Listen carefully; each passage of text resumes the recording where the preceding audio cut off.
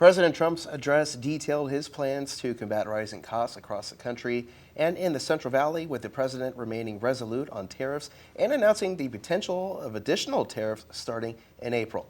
Taking a live look out to Capitol Hill, as earlier today, Eyewitness News spoke with Bakersfield Congressman Vince Fong about why he feels the tariffs are necessary to make our neighbors better at cracking down on fentanyl smuggling. We have people dying in our community and across the country when it comes to fentanyl. So I hope that Canada and Mexico and China take our concerns seriously, and that once they act in partnership with us on fentanyl, then a lot of these tariffs can subside. Now joining us here in studio with a full panel of political experts is Eyewitness News reporter Will Silverstein. Will, what was your biggest takeaway for the Central Valley tonight? I think the tariffs are the biggest takeaway, and you heard President Trump in his address kind of make those off-the-cuff remarks about farmers and saying, hey, this is going to be a rough patch coming up in the next few months here, but indicating that it's going to be worth the struggle and worth the pain, and then it's going to come back and benefit them. He was taking things back to 2018, where he was in a similar trade issue with China at the time. And then, of course, during that period of time, Republicans lost seats in 2018, of course, have gained them back in elections since. So I think tariffs and just maybe what the political impact of that, and when the political impact expires in the lead up to the next election, that I think is probably going to be the biggest thing on most Americans' minds, especially as we think about just the cost of which those tariffs have on people that are buying stuff at the grocery store and how that affects votes.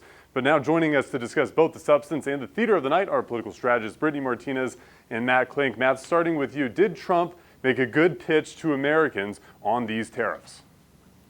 Well, I mean, his speech covered a lot more than that. It was almost a 90-minute speech, I think, or almost 90 minutes. And I mean, look, it was an unapologetic speech in the sense that he catered to his base. He certainly did not extend any olive branches to the Democrats, and he laid out the case why he believes his tariffs will work.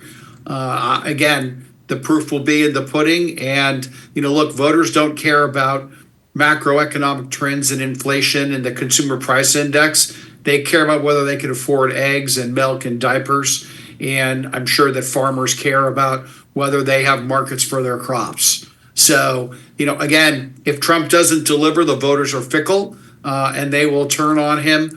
But he's only been in office for 43 days, so he hasn't even implemented his economic agenda yet.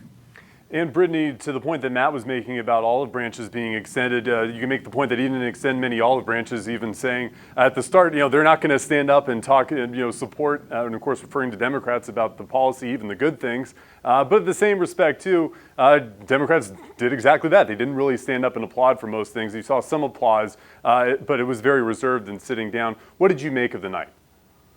I don't know how you guys feel, but I think that was the biggest circus I've ever seen for a joint address to Congress.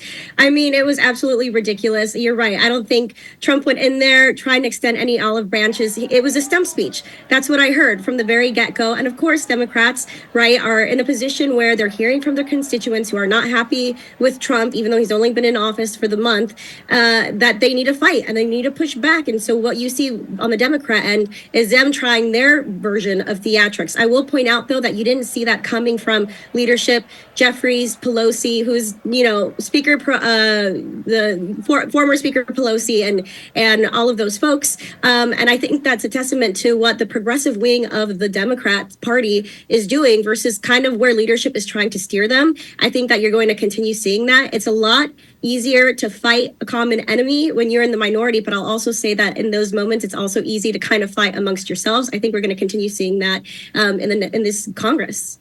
Matt, what did you make of some of those theatrics that we saw in there? I mean, because it did come from not only the president, of course, he has his select number of guests that he wants to talk about and make political points when he has the chance, but then also some of what we saw from Democrats too. I think probably most notably Al Green there being escorted out.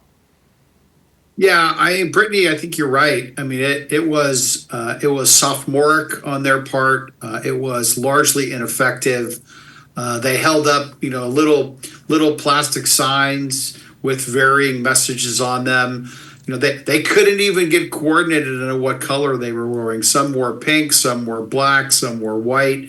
I mean, it just goes to show you that the Democrats are still reeling from November 4th.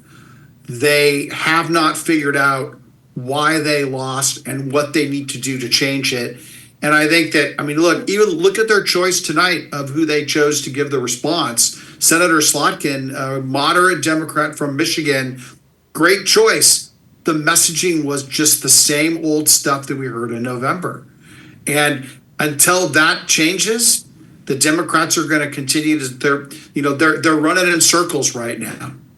And Brittany, last question to you. What's the biggest takeaway here for the Central Valley? What should we have seen in tonight's address that we take in for these next several months? That's a great question. So the first thing that came to mind is how many times energy was talked about. It was mentioned 4 times. The first incident was blaming the Biden administration for our current energy crisis, but also not really giving us a lay of the land of how he's going to move forward in trying to reduce energy costs. We are the most populated state.